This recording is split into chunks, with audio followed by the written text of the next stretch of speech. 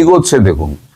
ইউনূসের শামুকের মধ্যে ঢুকে যাওয়া, ইউনূস যে এত বক বক করতো এবং টাকা দিয়ে লোককে ইন্টারভিউ দিত, সেই ইউনূসকে এখন টাকা দিলেও ইউনূস কথা বলছে না। আল জাজিরার মতো সংবাদপত্র, তারপর ন্যাশনাল হেরাল্ড, তারপরে আরো যে সমস্ত বিদেশি সংবাদ মাধ্যম রয়টার্স সব লাইন দিয়ে বসে আছে, তাদেরকে উনি একদম মুখ খুলছেন না। কতটা চাপের মুখে রয়েছে ডক্টর ইউনূস। তো আগে সাংবাদিক বৈঠকটা দেখি, তারপরে ওই আলোচনায় যাব। 17 মাস পর হাসিনার আওয়ামী লীগের প্রথম সাংবাদিক বৈঠক ভারতে, ইউনূসকে তো বার্তা বাংলাদেশের নির্বাচন নিয়েও।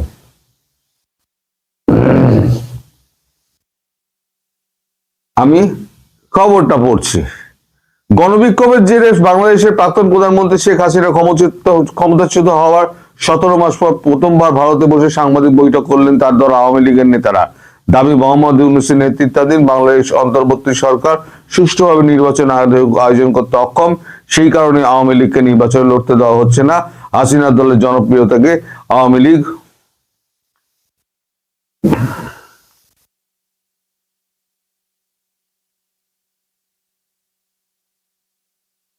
ভয় পাচ্ছে। শনিবার আওয়ামী লীগের নেতা মাহমুদ হাসান চৌধুরী এবং মতিউল হাসান চৌধুরী নয়াদিল্লি থেকে সাংবাদিকের মুখোমুখি হন। প্রাক্তন বিদেশমন্ত্রী মাহমুদ বলেন, আমরা নির্বাচনে অংশগ্রহণ করতেই চাই, আমরা সব নির্বাচনের মাধ্যমে ক্ষমতায় এসেছি, আমাদের জনগণের ক্ষমতায় বিশ্বাস করি, কিন্তু এই প্রশাসন থাকলে আওয়ামী লীগ কখনোই ভালো কাজ করার সুযোগ পাবে না। বাংলাদেশে বর্তমানে সংখ্যালঘুদের অবস্থান নিয়ে একাধিকবার উদ্বেগ প্রকাশ করেছে ভারত সরকার। আওয়ামী লীগের বৈঠকে সেই প্রসঙ্গ উঠে এসেছে। ময়মনসিংহের দীপু চন্দ্র দাসের নৃশংস হত্যাকাণ্ডের কথাও মাহমুদের কথা গলায় পাওয়া গেছে। অন্তর্বর্তী সরকার বাংলাদেশের সংখ্যালঘুদের সুরক্ষা দিতে ব্যর্থ বলে তিনি অভিযোগ করেছেন। এমনকি তিনি দাবি করেন আওয়ামী লীগ কর্মীদের হত্যার অভিযোগে সমস্ত নিজের দলের কর্মীকেই অপরাধের প্রমাণ করে আদালতে তোলা হচ্ছে। আওয়ামী লীগকে মারছে এই অভিযোগ করে আদালতে ঢুকিয়ে দেওয়া হচ্ছে।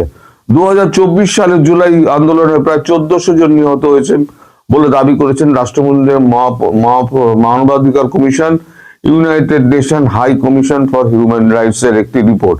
ওই রিপোর্টের তথ্যের সমালোচনা করেন মাহমুদ এবং মহিবুল। দাবি, রাষ্ট্রপুঞ্জের মানবাধিকার বিভাগের প্রধান ভলকার টার্কের সঙ্গে তাদের কথা বলেছিলেন, তারপরও তাদের বক্তব্য ওই রিপোর্টের মধ্যে রাখা হয়নি।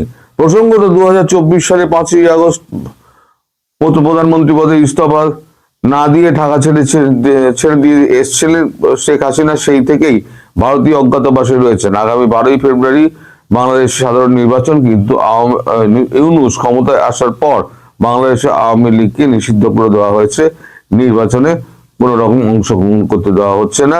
এটা দুর্ভাগ্যজনক এবং আমরা এর প্রতিকার চাই আন্তর্জাতিক দুনিয়ার কাছে। এইটা হলো গিয়ে এর কথা, আওয়ামী লীগের কথা।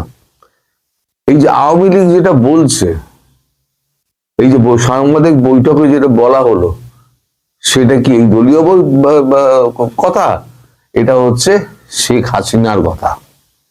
শেখ হাসিনা মুখটা হাসান মাহমুদের বা আরেকজন যিনি আছেন তার, কিন্তু কথাটা কিন্তু শেখ হাসিনার।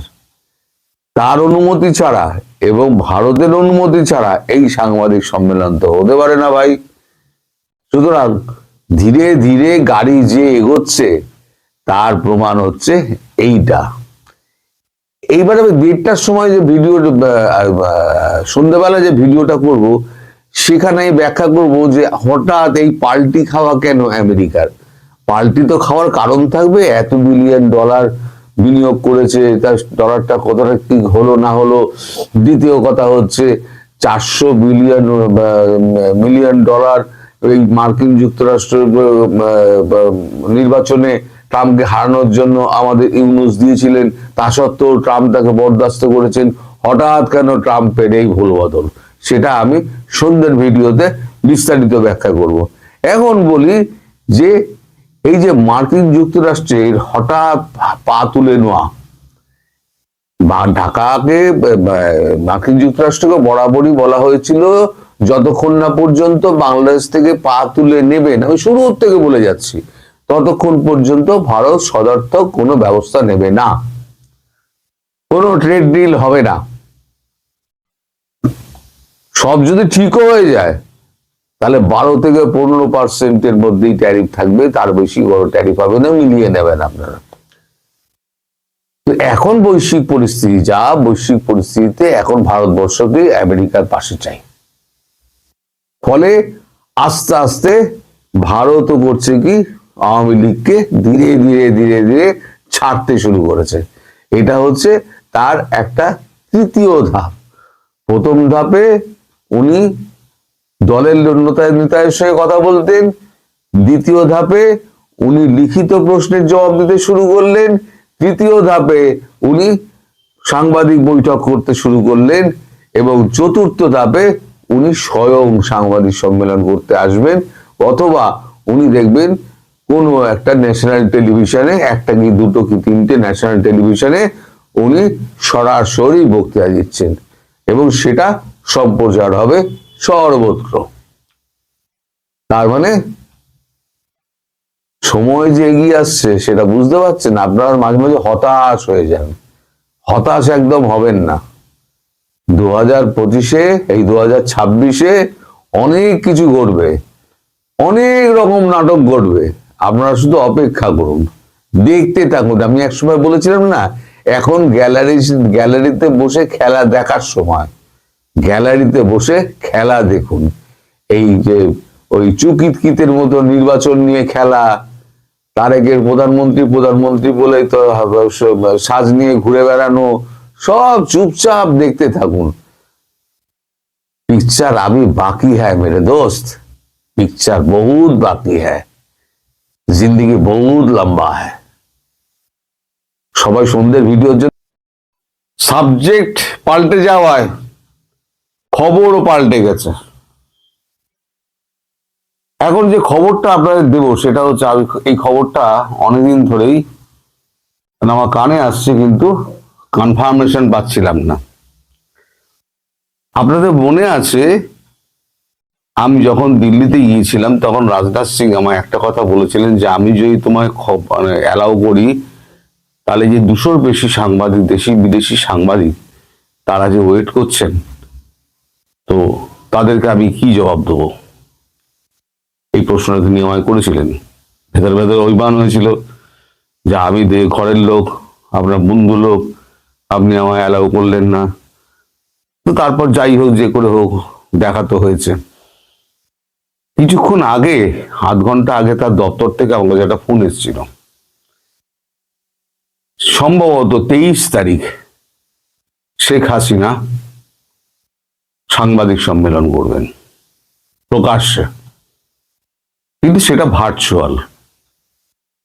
প্রেস ক্লাব অফ ইন্ডিয়া দিল্লিতে, সেইখানে বড় স্ক্রিন কাটিয়ে তিনি সমস্ত সাংবাদিকদের প্রশ্নের উত্তর দেবেন এবং তিনি তার বক্তব্য রাখবেন। এই খবরটি আমার কাছে যখন এসে পৌঁছায় তখন আমি ঠিক করি যে আগের খবরটি ড্রপ করে এই খবরটা আপনাদের কাছে পৌঁছে দেওয়াটা অনেক বেশি জরুরি। কারণ দেশের মধ্যে যে সমস্ত ঘটনাগুলো ঘটছে সে সম্পর্কে তার প্রতিক্রিয়া, এই যে বিশ্ব থেকে 228 জন তালিকাভুক্ত করা হয়েছে, এখন নিজেদের তালিকাভুক্তি করেছে 228 জন, আমি বলেছিলাম 200-র বেশি উনি বলেছেন। তো এই 228 জন নানান রকম প্রশ্ন করবেন।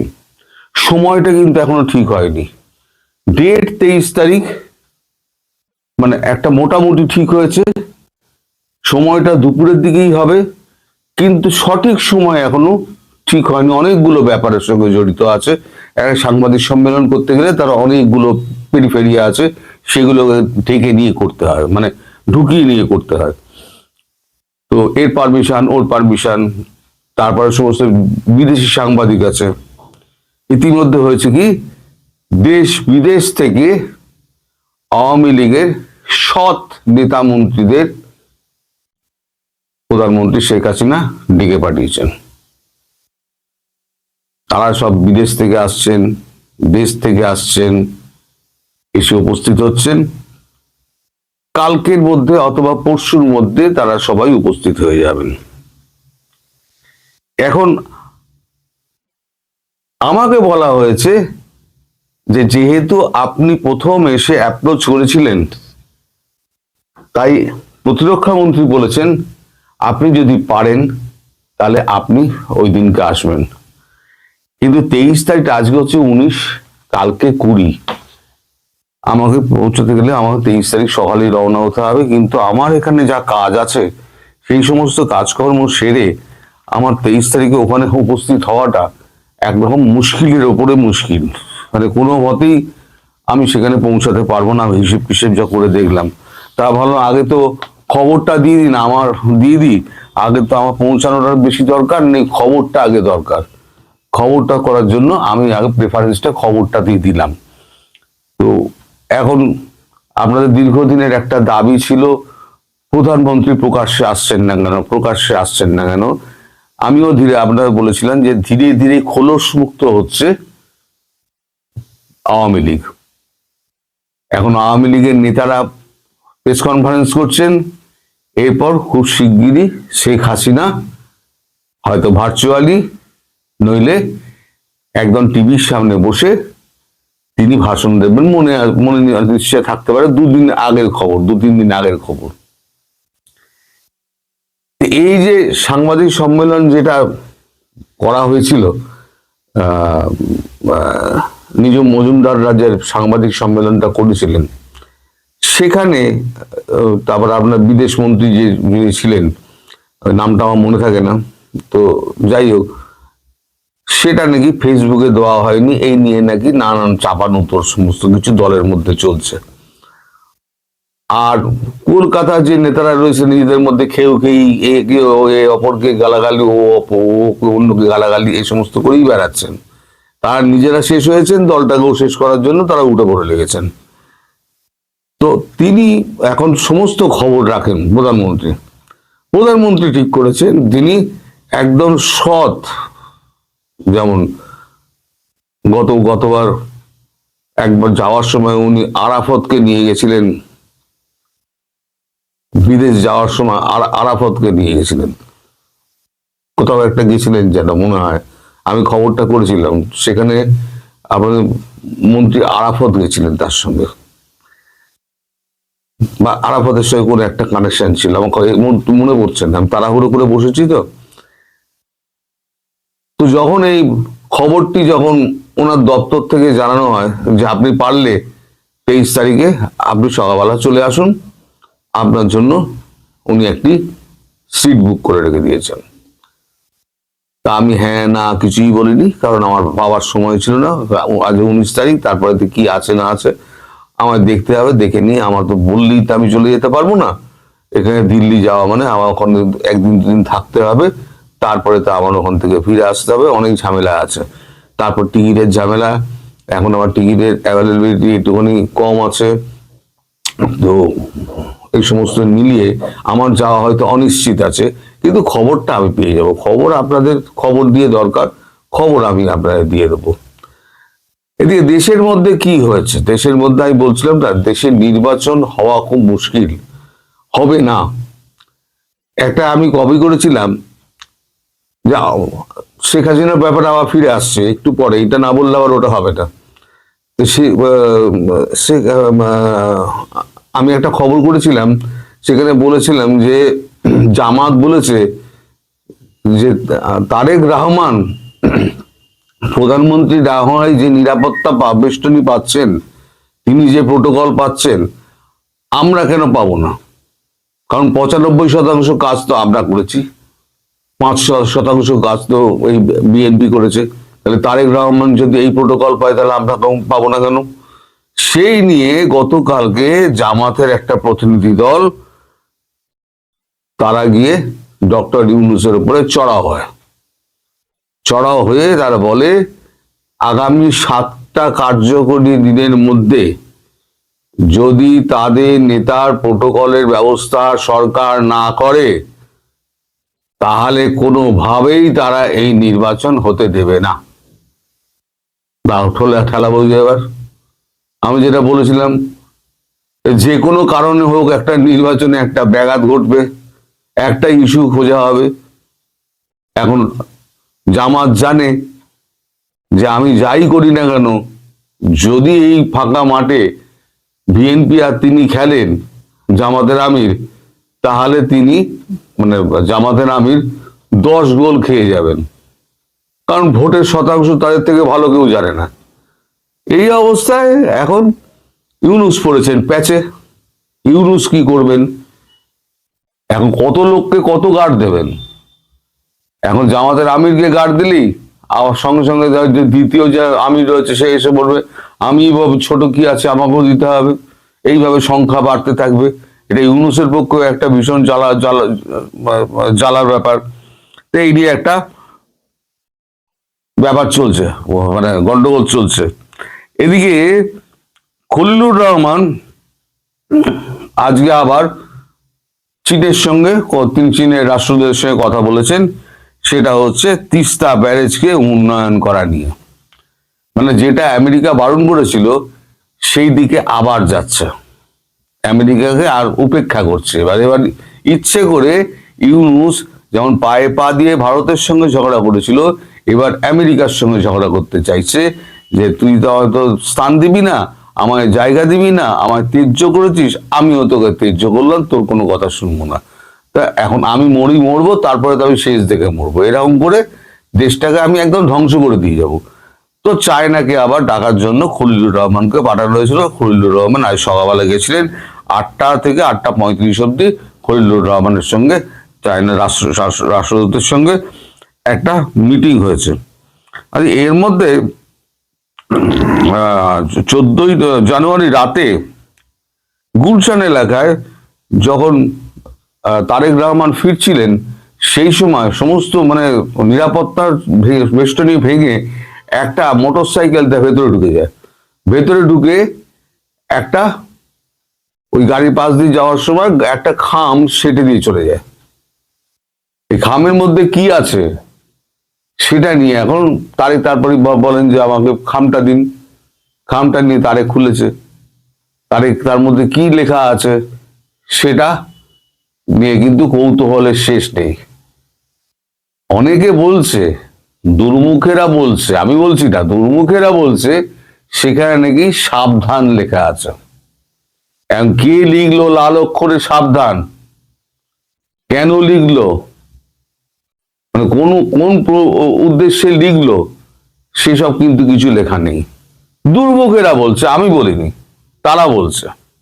এই অস্থির পরিস্থিতির মধ্যে এই সরকার এখন শেখ হাসিনা সামনে এলে তারা কি করে আমি সেটা দেখব।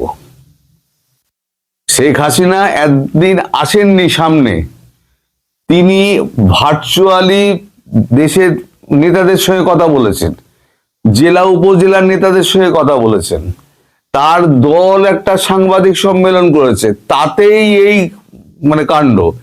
এবার তিনি সামনে আসছেন, সরাসরি দেশি বিদেশি সংবাদ প্রতিনিধিদের সরাসরি প্রশ্নের সরাসরি জবাব দেবেন। এইবার সরকার কি করে এইটা আমি দেখার জন্য বসে আছি। এবার আপনারাও দেখতে থাকুন, সেদিনকে পুরো বাংলাদেশ উত্তাল হয়ে যাবে। এবং এটা আমি আগাম বল, প্রেসিডেন্ট ট্রাম্পের গ্রিনল্যান্ড দখলের যে হুমকি,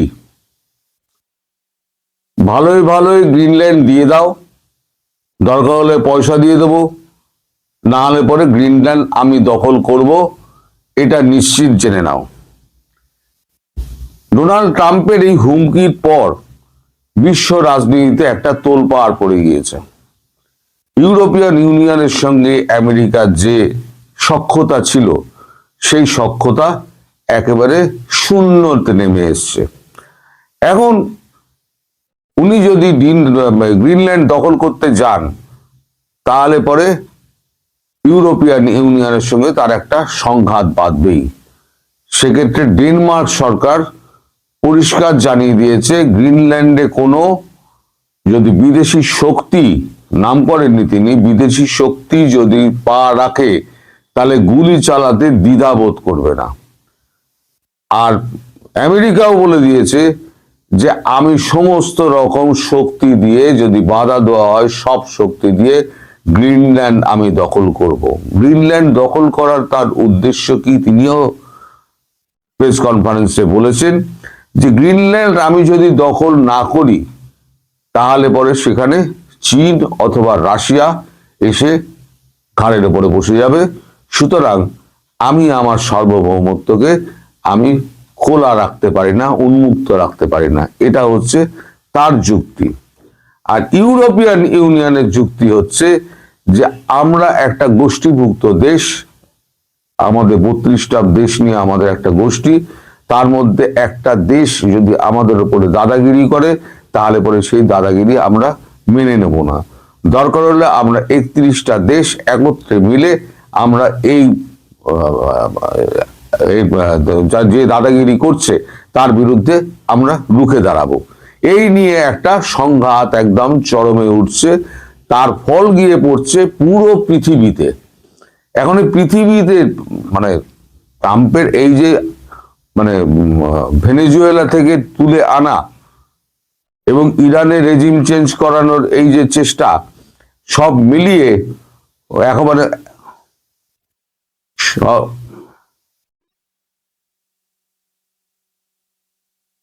মাফ করবেন মাঝে আটকে গিয়েছিল ভিডিওটা।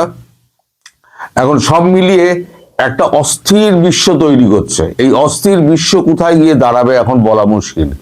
এখন আমেরিকার বিরুদ্ধে যদি ইউরোপিয়ান ইউনিয়নের 31টা দেশকে একত্রে দাঁড়াতে হয় তাহলে তার মধ্যে এখন কে কার পক্ষে যেতে পারে কে?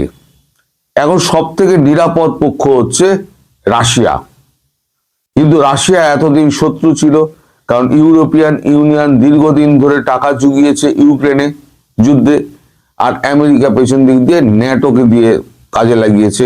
এবার আমেরিকা প্রেসিডেন্ট বলছেন যে তিনি ন্যাটো বলে কিছু রাখবেন না, ন্যাটো রাখলে পরে তাহলে পরে তার খরচা বেশি হচ্ছে, আর ন্যাটো দিয়ে কোনো কাজ হয় না, ন্যাটো তিনি কোনো খরচা করবেন না।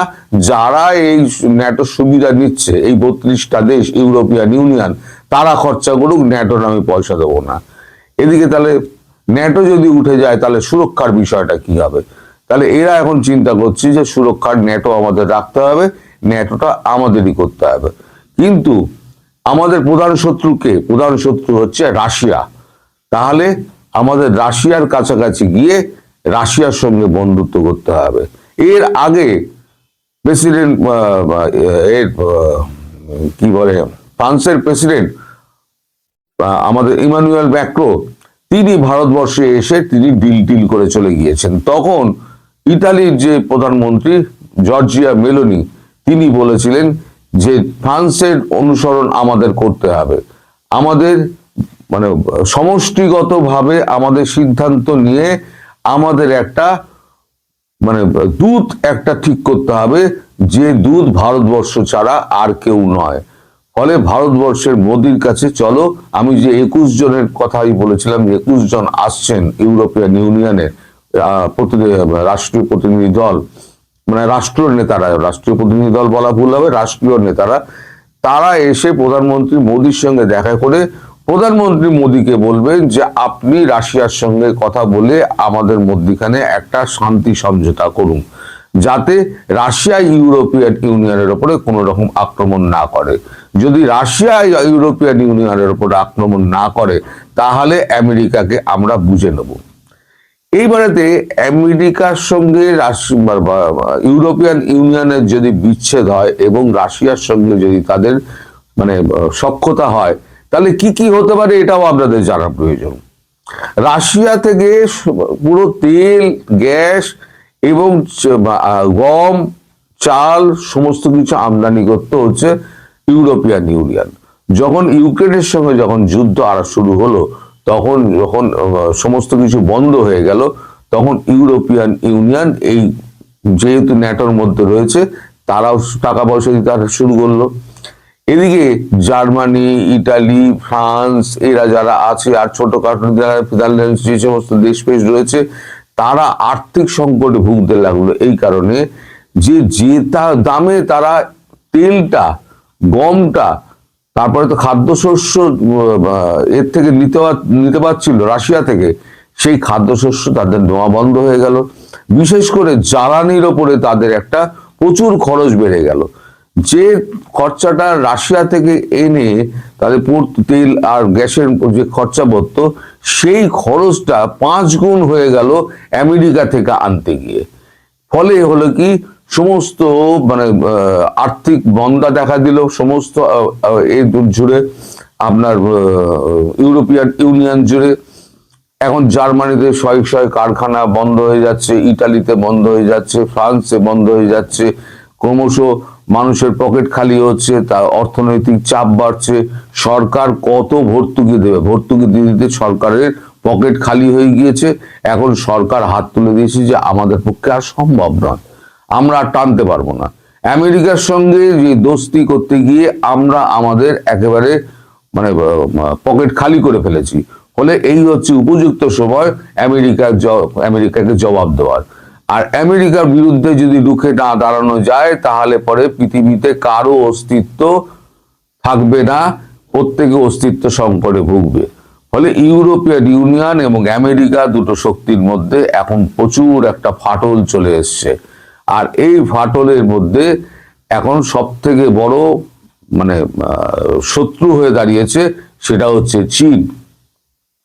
চীন আমেরিকাকে একটা কঠিন হুমকি দিয়ে দিয়েছে যে এবার যদি চীনের ওপরে কোনো রকম অ্যাকশন যদি শুরু হয়, তাহলে পরে মানে কোনো রকম যদি বেচাল, মানে কথাটা বলেছে বেচাল, মানে যা তর্জমা করলে চৈনিক তর্জমা করলে, যেটা ইংরেজি তর্জমা করলে সেটাকে দাঁড়ায় বেচাল। যদি বেচাল একমাত্র দেখি, তাহলে আমরা হাইড্রোজেন বোমা মারবো।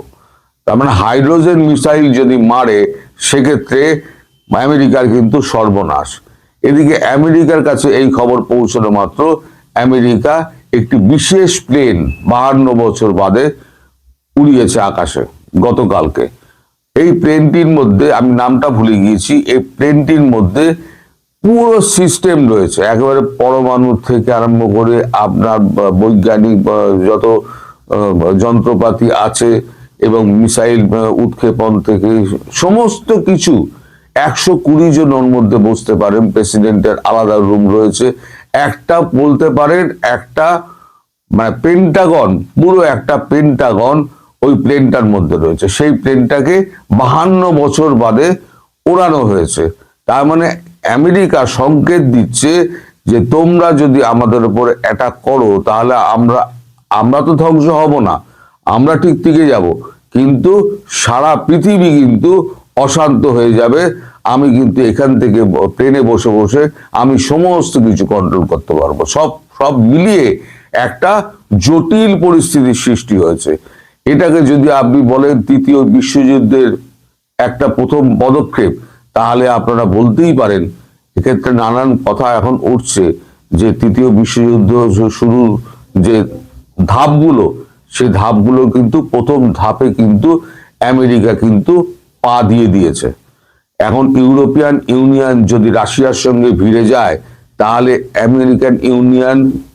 European union, Russia, China, Bharat সব মিলে কিন্তু আমেরিকার বিরুদ্ধে চলে যাবে। তাহলে হবে কি, একটা শক্তি সময়ের বিরুদ্ধে বৃহৎ এত বড় শক্তি সমস্ত, তাহলে মধ্যিখানে হবে কি, ইরান বেঁচে যাবে। ইরানের যে তক্তাপালটের ব্যাপারটা হচ্ছে, ইরানের রেজিম ব্যাপারটা চেঞ্জ হওয়ার যেটা হচ্ছে, সেটা থেকে হয়তো আমেরিকা এই মুহূর্তে হয়তো পিছিয়ে আসলেও আসতে পারে। আমি বলছি না আসবে, আসলেও আসতে পারে, কারণ পরিস্থিতি ক্রমশ অবনতি হচ্ছে।